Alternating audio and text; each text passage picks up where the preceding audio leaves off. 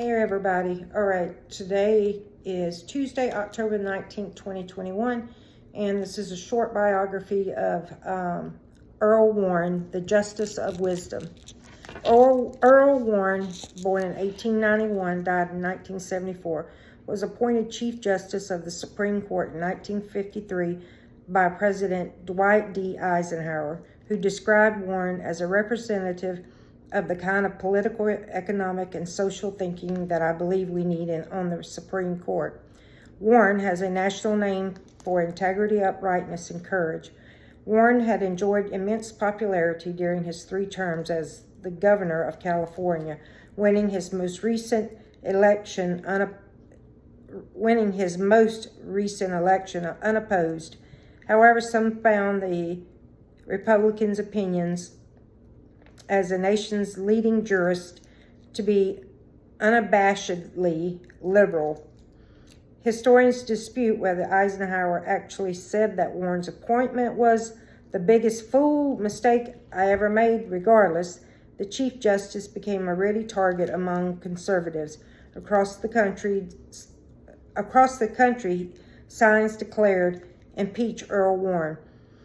During his tenure as Chief Justice, 1953 to 1969, Warren's greatest gift to the court were his resolute leadership and his belief that the United States Constitution guaranteed rights not to some citizens but to all. He forged consensus around groundbreaking court decisions we now take for granted. Brown versus Board of Education in 1954 unanimously banned segregation in public schools. Barr versus Carr and Reynolds versus Sims in 1962 through 1964, establishing the principle of one man, one vote, ensuring fair representation in state legislators. Gideon versus Wainwright, 1963, required public attorneys to be made available to all criminal defendants unable to afford legal counsel. Miranda versus Arizona in 1966 mandated that anyone brought into police custody be informed of their rights, leading to what was formalized as the Miranda warning. Under Warren, the court also outlawed mandatory school prayer in Engel versus Vitale, Vitale, 1962. Strong Christian principles guided Warren's work. He told Time magazine, "I believe no one can read the history of our country without realizing that the good book and the spirit of the Savior have from the beginning been our guiding geniuses."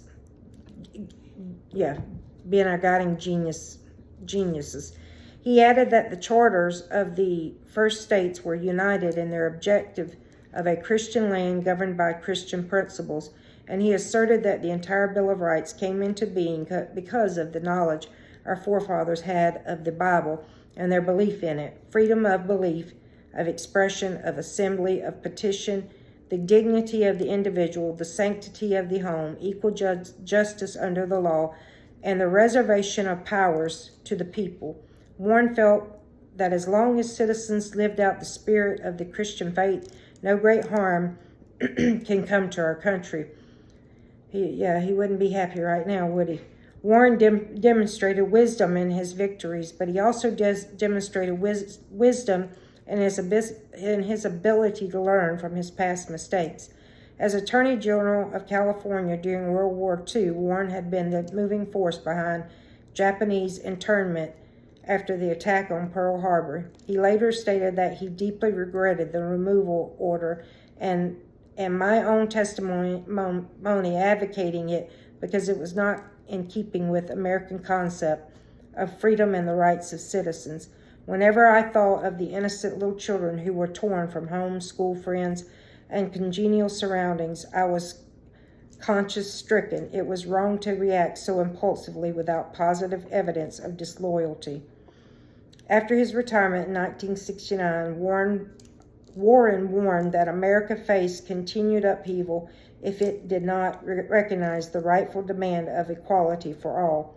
Warren died in 1975 and is buried at the Arlington National Cemetery. He was posthumously awarded the Presidential Medal of Freedom. The Justice of Wisdom. Earl Warren, the Justice of Wisdom. All right, guys. Love y'all.